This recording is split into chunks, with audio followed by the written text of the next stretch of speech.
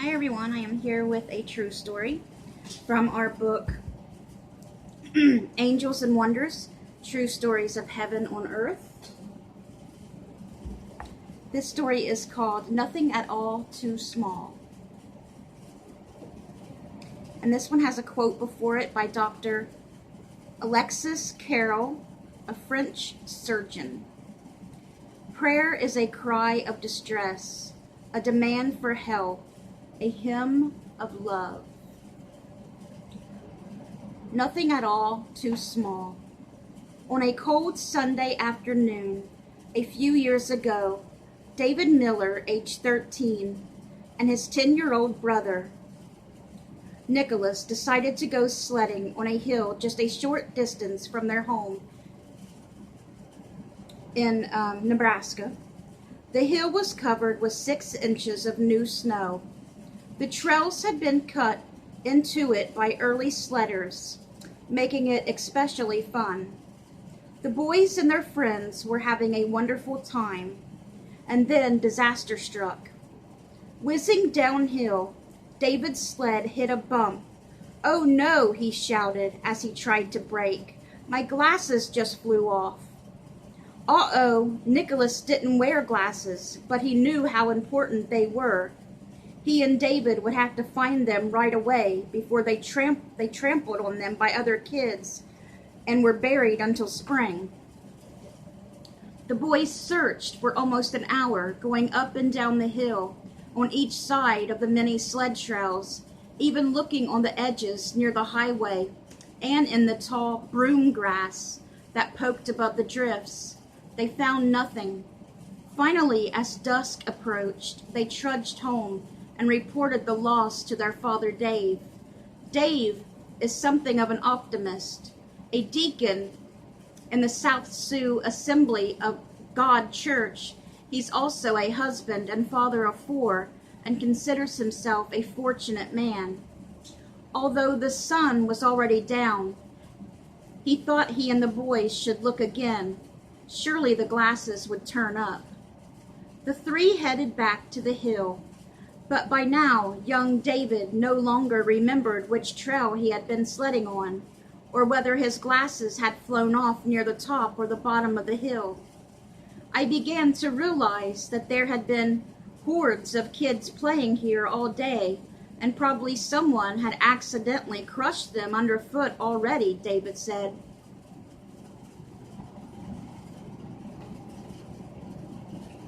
I'm trying to make it more light. Let's see where to leave off. David said, as darkness fell, they gave up. But Dave decided to try again the next morning. He would use his metal detector, one of his favorite hobby items, although he says it doesn't get much of a workout in the snow. But the next morning, the Miller family awakened to the worst of all scenarios. 2 inches of new snow had fallen during the night.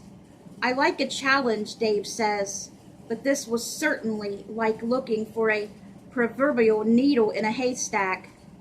Still, he took a rake and his metal detector and went back to the hill. Before starting his painstaking task, he remembered to check the batteries in the metal detector. They were dead. How could that be? He had just replaced them this morning. Sighing, Dave laid back the useless machine and began to rake. It was his only option. Inch by painstaking inch, he worked his way up the first sled trail. His toes froze. People driving by gave him strange looks. He started on the second trail, but he wasn't getting anywhere. This was stupid. It was impossible. He would have to give up. Suddenly, Dave heard a little voice inside him. "Did you ever think to pray?" the voice chimed him gently. "Did you ever consider asking God to find the glasses?" Dave felt humbled and embarrassed all at the same time. He, a deacon at his church, had been so headstrong, so in charge, that he hadn't even thought to begin at the beginning. Without a thought for the drivers who had seen him As they passed, Dave knelt down in the snow, folded his hands, and closed his eyes. "God, I'm sorry that I forgot about you," he whispered. "I try never to do that, not for a minute. Please forgive me now, and please find the glasses." He stayed silent for a moment, longer, then opened his eyes. Now listen to this. In front of him lay David's glasses. Despite last night's snowfall, they were in plain view and in perfect condition, resting on a clump of broom grass directly in his path. They looked, Dave realized, as if they had been waiting to be found. I have always believed in miracles, but so often they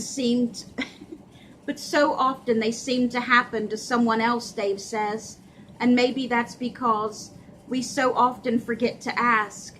The glasses remind me that he wants to be involved in every part of our lives. God does.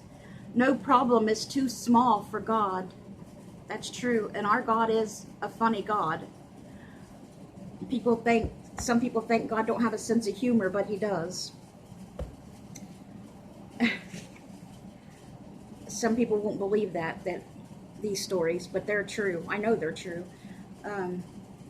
Stuff like that happens to us all the time. I remember a time, this is just one example.